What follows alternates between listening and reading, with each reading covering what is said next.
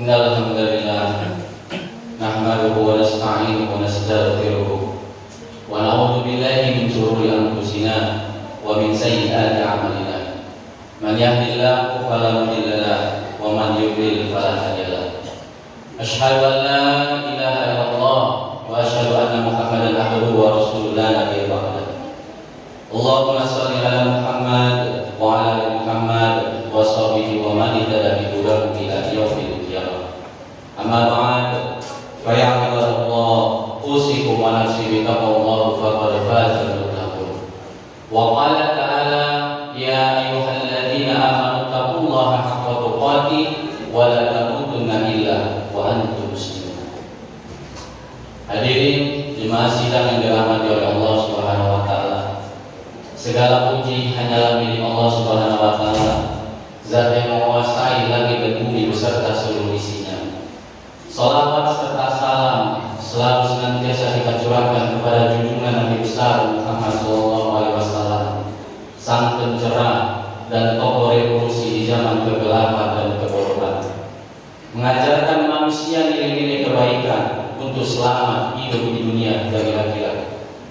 Khatib berwasiat untuk diri khatib sendiri dan untuk jemaah pada umumnya, marilah sama-sama kita senantiasa meningkatkan keimanan dan ketakwaan kita hanya kepada Allah Subhanahu wa taala. Karena hanya dengan iman dan takwalah bekal sebaik-baiknya ketika kita nanti menghadap Allah Subhanahu wa taala. Hadirin sidang jemaah dirahmati Allah, pada kesempatan kali ini khatib akan membahas tentang bencana Dajjal, khususnya pengalian isu. Dajjal artinya sang pendusta atau orang yang menyembunyikan kebenaran. Arti ini sesuai dengan firman Allah Subhanahu wa taala di dalam Al-Qur'an surah Al-Baqarah ayat 42.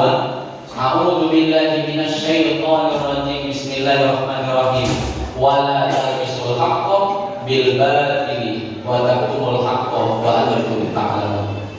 Allah memerintahkan kita, janganlah mencampur adukkan kebenaran dengan kebatilan, dan jangan pula kita menutupi kebenaran.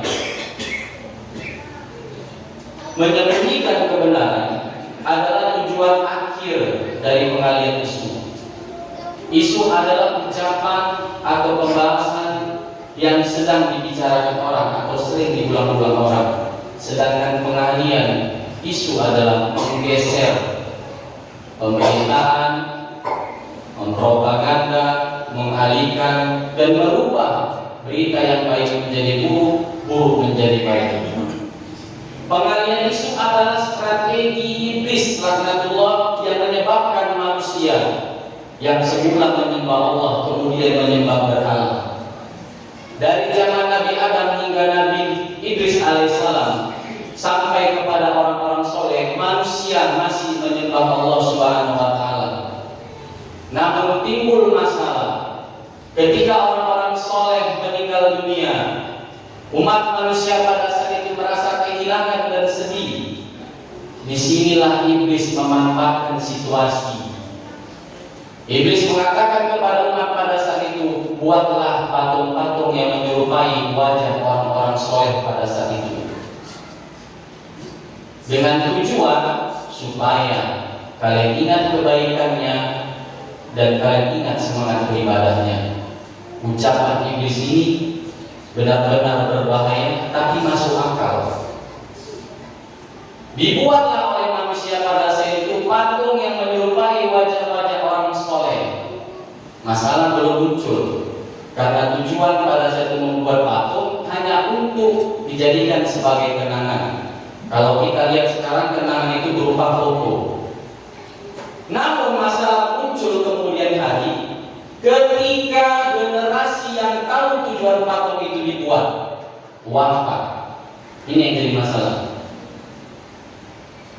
Apa yang terjadi? Iblis masuk lagi dengan mengatakan, ikutilah nenek-nenek moyangmu.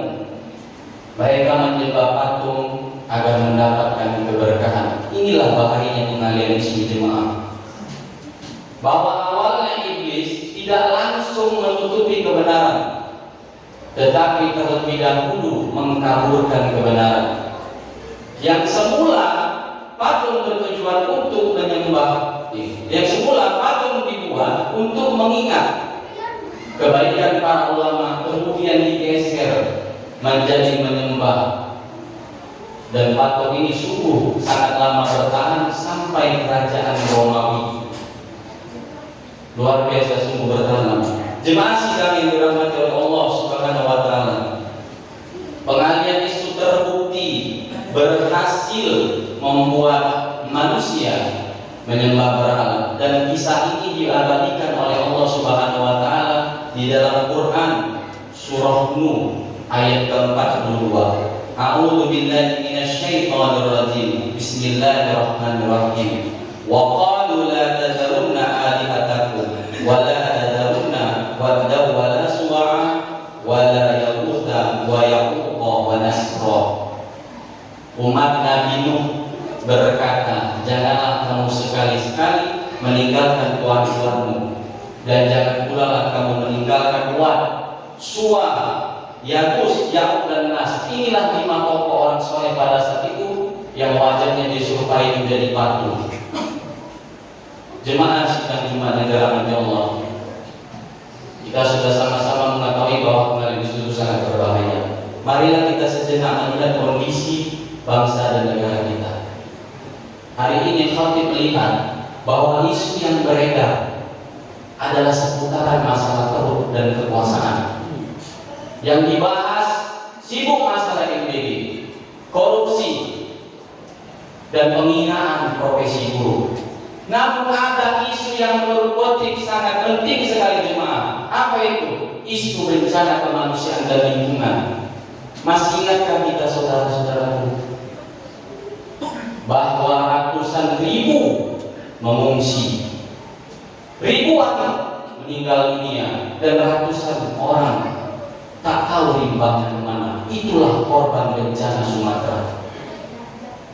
Hari ini kita melihat bahwa berita banjir Sumatera seolah-olah terabaikan, seolah-olah dilupakan, diganti dengan berita-berita yang tidak penting. Inilah namanya pengalian isu. Rasulullah SAW bersabda, al-hahya'u minal iman. Rasa malu adalah bagian dari iman. Namun sudah berbulan-bulan khatib melihat tidak ada satupun pemimpin negara kita ini yang dipecat, mundur, boro-boro ini ditetapkan sebagai bencana nasional, boro-boro ini kita minta ganti rugi, boro-boro kita minta ini dipidana. Inilah namanya pengalian isu. Perhatikan di TV kita, tidak ada satupun sampai hari ini khatib melihat. Bahkan banjir Sumatera yang mengorbankan ratusan ribu jemaah, ratusan ribu pengungsi, ribuan orang meninggal dunia. Beritanya hari ini sepi, diisi oleh MBG yang keracunan. Inilah bahaya pengalian isu. Bahwa tadi kalau kita lihat kisah Nabi Nuh, pengalian isu bisa membuat orang murtad. Hari ini pengalian isu bisa membuat kita kehilangan rasa kemanusiaan. Hilang rasa kemanusiaan kita, saudara. Ratusan ribu, bukan sedikit, hancur sana dari infrastruktur. Tapi hari ini narasi-narasi yang muncul sungguh memprihatinkan jemaah. Al-hayya'u minal iman. Hari ini pemimpin kita tidak punya rasa malu dan empati. Oleh karena itu, khatib menghimbau kepada jemaah, marilah kita sama-sama gunakan tangan kita, gunakan lisan kita, pakai HP kita, ketikkan di sosial media, tetapkan bencana Sumatera ini sebagai bencana nasional. Demi Allah, pasti nanti di yaumil akhir kita ditanya oleh Allah, apa yang kau lakukan ketika saudara-saudaramu mengalami musibah? Apa yang kau lakukan ketika alam negeri ini dirusak, hutan digunduli? Maka oleh karena itu jemaah, marilah kita fokus. Berita-berita tadi yang khatib sampaikan memang penting, tapi ada isu yang paling penting, yaitu bencana kemanusiaan dan bencana lingkungan. Barakallahu li wa lakum fil Qur'anil karim wa nafa'ani wa iyyakum bima fihi minal ayati wal Qur'anil hakim wastaghfiru innahu huwal ghafurur rahim.